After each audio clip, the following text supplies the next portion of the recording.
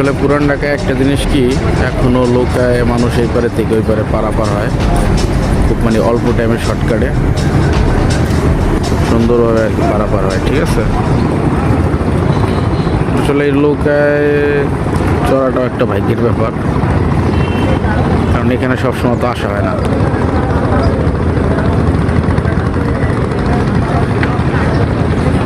সকালবেলা শীতের একটা সুন্দর পরিবেশ।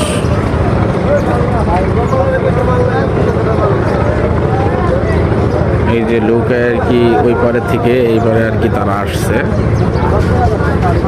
ঠিক আছে,